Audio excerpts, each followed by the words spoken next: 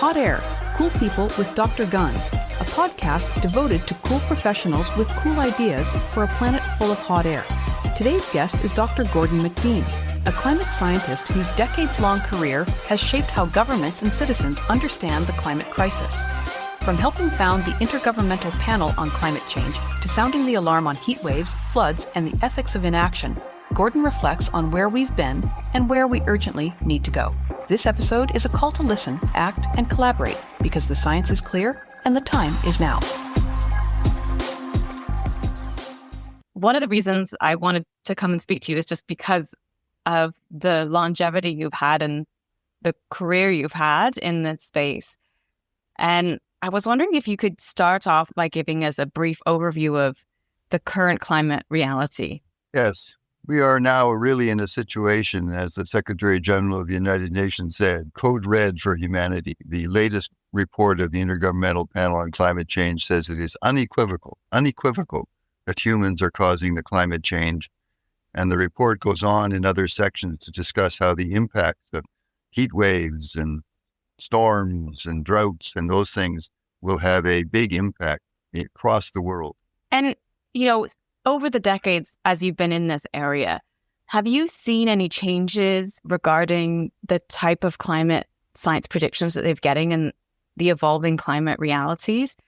And so I guess part of what I mean by that is how accurate were you initially, and how are you seeing these predictions change over time? Well, I would say that, I've been working on the climate change issue since literally back in the 1970s. In the 1980s, the international community started to realize this was such an issue that they created something called the World Climate Research Program to look into this issue. And I eventually later became the chair of that committee. And in the middle 1980s, the senior leading scientists were putting out public statements about the concern about climate change. And in order to put some, let's say, strengthening scientific analysis into it, the Intergovernmental Panel on Climate Change was created in 1988. I was a member of its organizing committee, and in 1990, we wrote the first assessment report and presented it to governments at the second World Climate Conference held in Geneva in 1990. I made a presentation to that meeting, but it was interesting because it included at least 5 heads of state of governments. Like, Margaret Thatcher, the Prime Minister of the United Kingdom, I remember, was one of the key speakers. There was also other such speakers, many of them from governments, and it really raised the profile from being mainly a science technology meeting in 1979 to a really government issue meeting.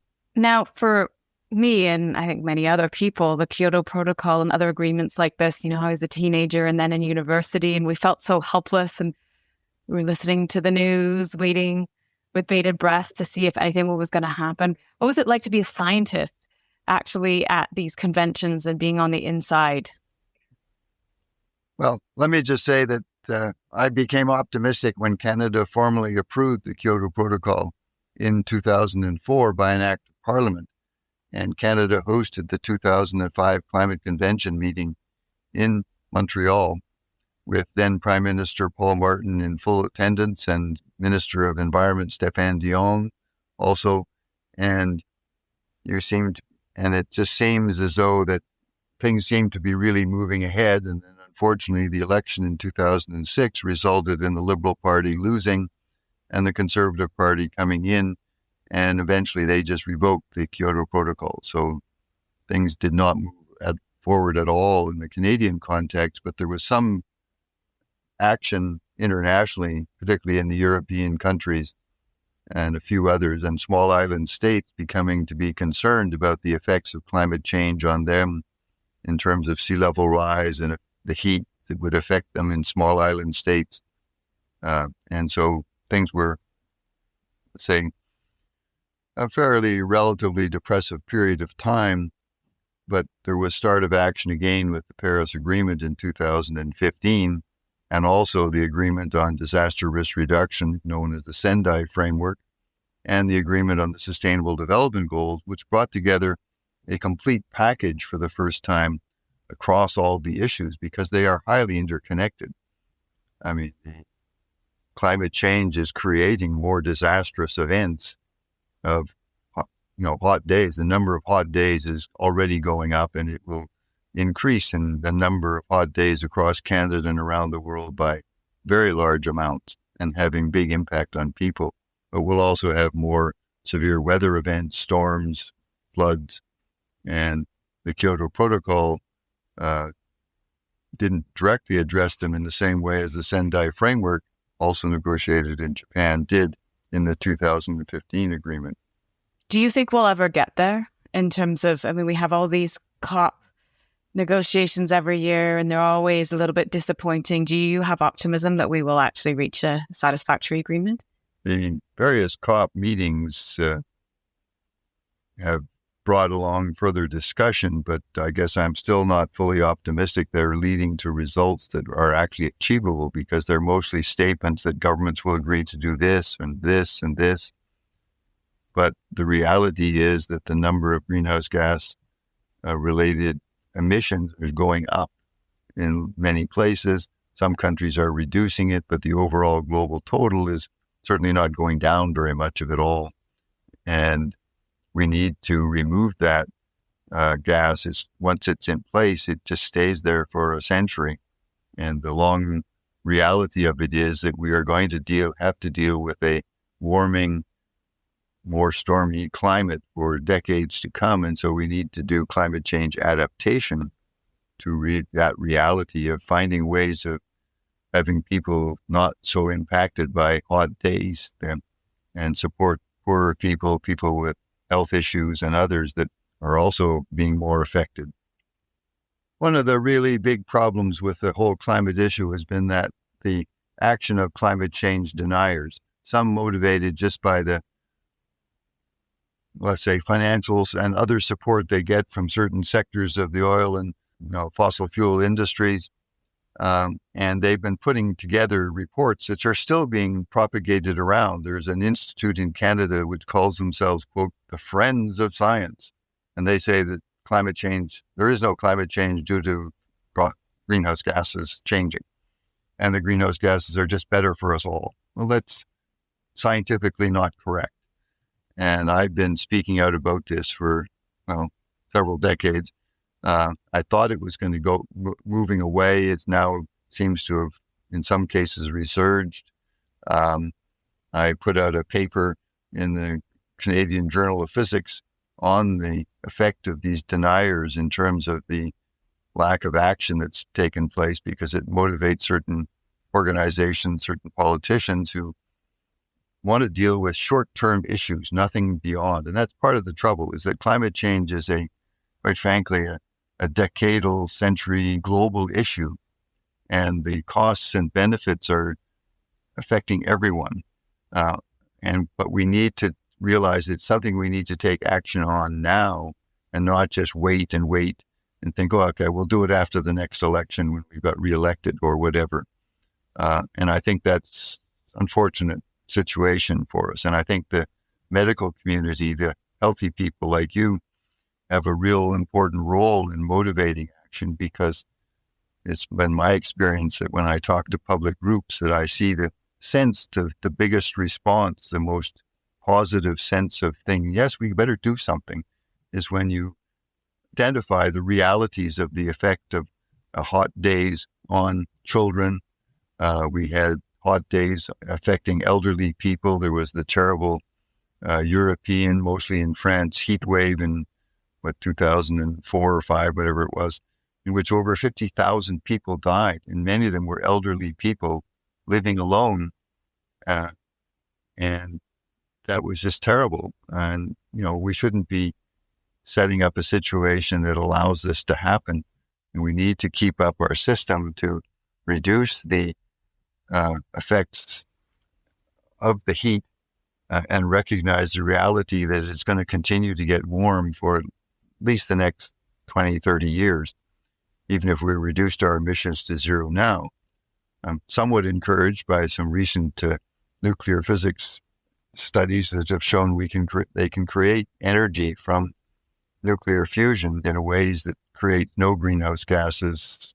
It's clean energy and it's possible, but it's still, as they say, it's going to take at least 1 or 2 decades to figure out how to actually do this in the way it feeds energy to replace the fossil-based energy that we're mostly consuming.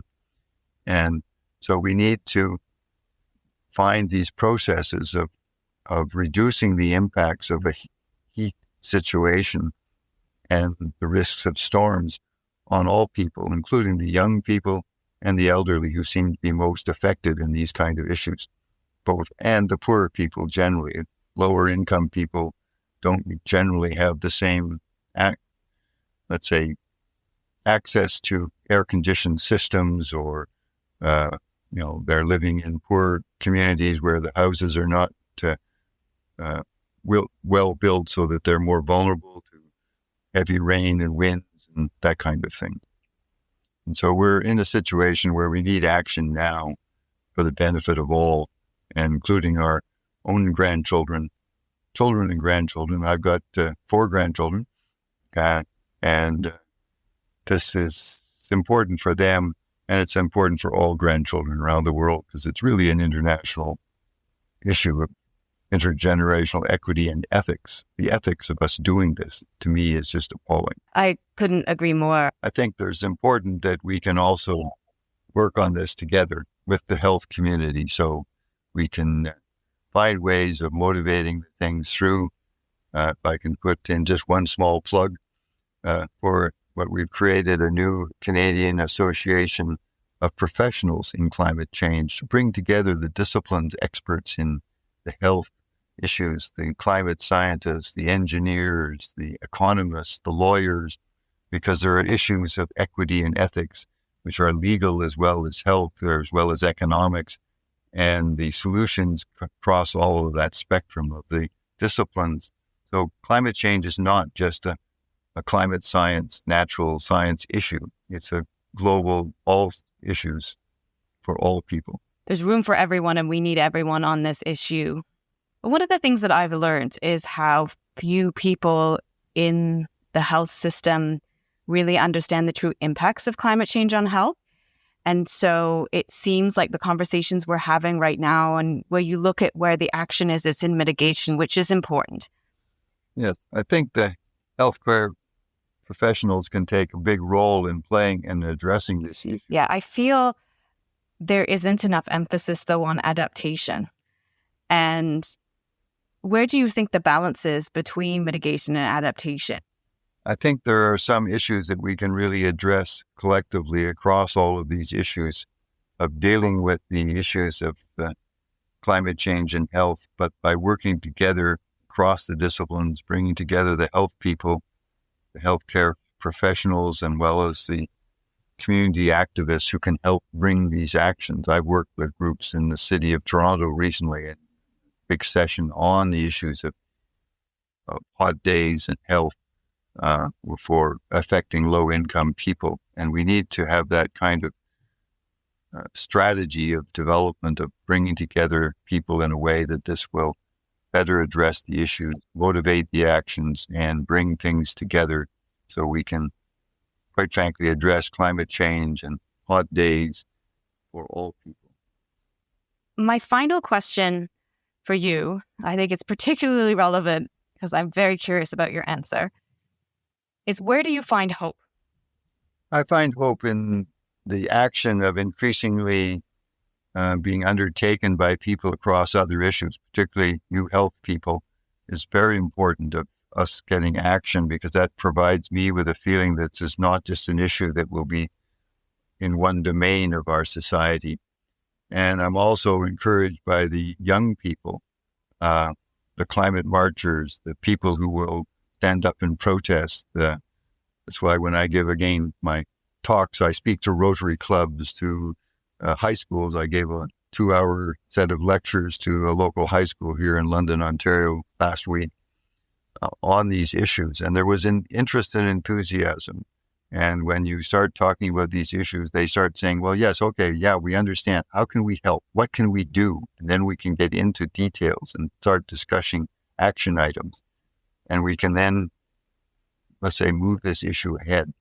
And I think for that reason, I still have some hope. And as I said, I've got, a daughter and a son and 4 grandkids. And And it's so important that we do that for them and all the others around the world. I've worked with scientists literally globally, and it's been both very interesting, very exciting in terms of the understanding and things we learn from each other.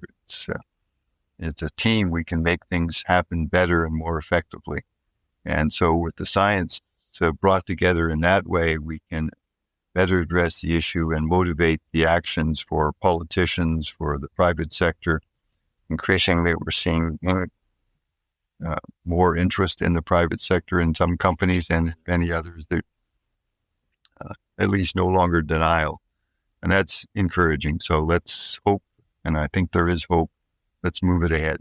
I'll just make some final comments just to say that this has been a very interesting process of moving ahead on these issues, and it's so important that we do this together and bring together all of the people and really help, because it's a huge problem in Canada, but it is even a huger problem in developing countries in the world, some island states and out in the oceans, and some along the oceans with major people living in coastline areas are literally going to lose their homes, their property, their livelihoods as the sea level rises. And as we're seeing more and more warming, the risks of these major trigger events, such as melting of the high Arctic sea, Greenland ice fields, for example, and those in Antarctica, which will generate huge amounts of water, which will melt and come into the oceans, rising the sea level in ways that once it starts, we can't probably stop it. And we need to have ways of dealing with this collectively for all. Thank you very much. And I look forward to working with you on action as we move ahead to the future. Thank you very much for joining us.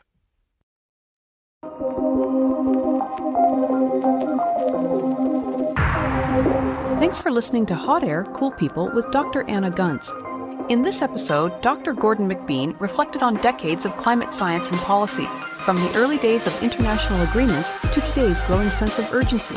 He shared why the science has been clear for a long time, what has slowed meaningful action, and why addressing climate change is as much an ethical responsibility as it is a technical challenge. At the same time, Dr. McBean offered cautious optimism, pointing to increased collaboration, public awareness, and the leadership of younger generations. Special thanks to our guests and the Climate Change, Environment, and Health production team. This episode was produced by Abby Walker and Jacob Wilk, and managed by Danielle Pineda and Olivia D'Andrea Brooks. Show artwork was created by Lainey Bolio. Details and links are in the episode notes. Until next time.